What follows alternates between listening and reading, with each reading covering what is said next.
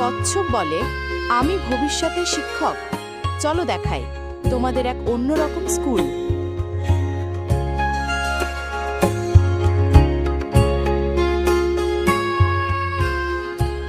পাখা মেলে কচ্ছপ আর সবাই উড়ে যায় এক জাদুকরী ভবিষ্যতে, যেখানে স্কুল ভাসে আর রোবট পড়ায়।